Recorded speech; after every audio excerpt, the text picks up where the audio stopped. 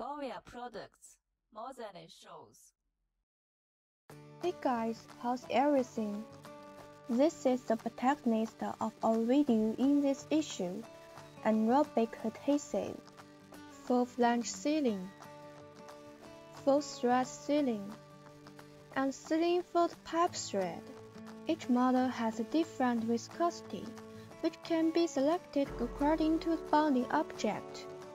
Goria G5 series for pipe thread sealing. Open the sealed nozzle first. Don't cut it too much. Let the glue fill the thread. Tightening overflow glue can be directly wiped out.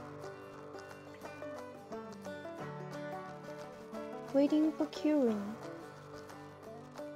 G51 series for flange sealing. For the sealing of the flange, the glue should be applied as much as possible to the surface. If it is a larger flange, you can apply it as shown in the picture, along the bolt holes and stick them. In professional construction, you need to install bolts. We will not demonstrate here. G2 series is used for thread locking. Apply glue to the fixed position of the nut.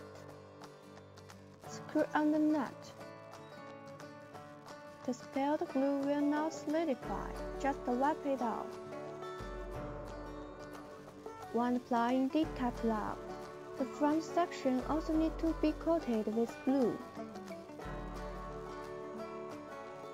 Tighten and wait for curing.